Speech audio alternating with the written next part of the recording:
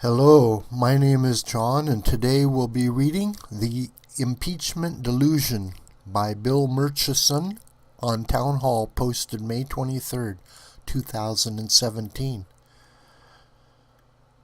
Nationally syndicated columnist William Murchison has been a professional journalist since 1964. His career began with 2 years at the Corsican Daily Sun, followed by 7 years with the now defunct Dallas Times-Herald. He is a senior columnist with the Dallas Morning News, and he has been nationally syndicated since 1981. Several things are amiss with the impeachment machine that's starting to shake and smoke as progressives put their hands to the crank. The first thing is a calendar date. Donald Trump has been president since January 20th. That makes his regime, which does have the aura of a regime, 4 months old. Roman emperors occasionally wore out that fast. Nero had 3 successors before things settled down for a while under Vespasian. Americans, by contrast, are more patient. They prefer waiting to see how things work out.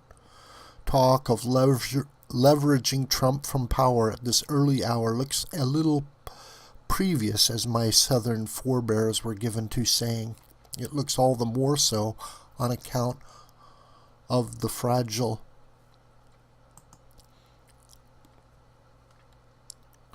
assertions that constitute the case for impeachment. He fired the FBI director so as to stop her investigation of his Russian ties. Wait a bit. How do we know that, any more than we know what is meant by Russian ties? We're barely at the start of this inquiry, which no firing of an FBI director was ever going to deflect, legally speaking. As to the Russian angle, may one ask innocently what difference Russian influence could really make in an American election? And what payoff are the Russians seeing for it, if so? Have there been any signs of American concessions or moral rollovers that are likely to strengthen Vladimir Putin? And did Trump give the Russians sensitive information in a meeting with the ambassador and foreign minister? Not according to his national security advisor. And would such a deed have been treasonous according to the constitutional definition? We normally think of treason as something like opening the city gates at 2 a.m. to admit the howling barbarians, or selling purloining military secrets a la Ethel Rosenberg. Are we saying that mere weeks into his presidency, Trump was selling his country down the river? That's what it sounds like the impeachment crowd is hinting at. The Rosenbergs sold nuclear secrets to the Soviet Union in 1950 and were the only espionage spies ever executed in America.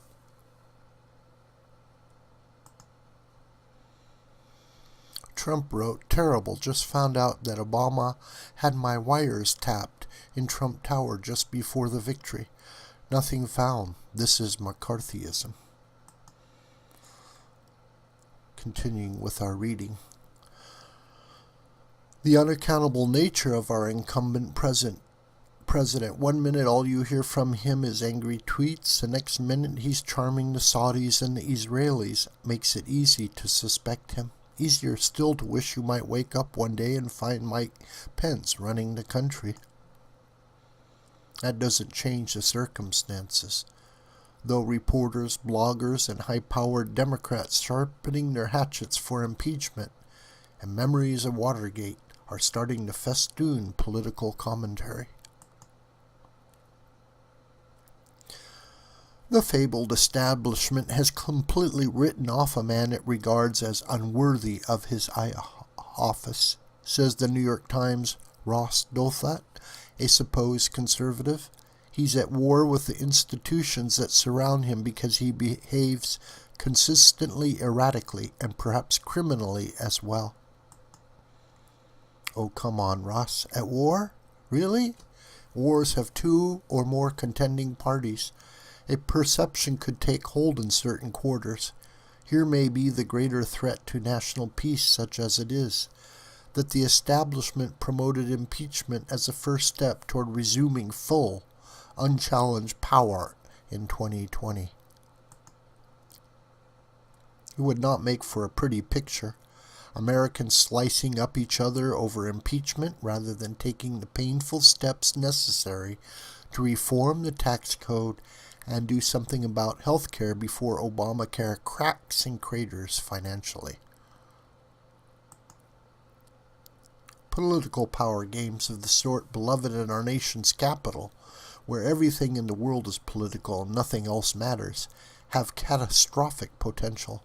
Played fiercely and mercilessly enough, such games can bring ruin not just to the losers, but even, in due course, to the winners.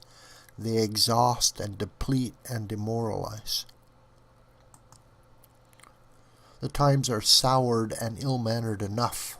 Surely, without unnecessary strife over removal of a duly elected President of the United States, who, yes, inspires anger and disgust with disconcerting regularity, but who is put where he is today to do things that scores of millions think essential to our purposes as a nation. Imagine their disappointment, to put it mildly, if the impeachment machine begins heaving its way down Pennsylvania Avenue. This video is a production of the School of the White Crane. My name is John Brooker, and you can communicate with me through commentary on this video or through my Gmail listed here. Also, share this video with friends and family and on social media. May God richly bless you.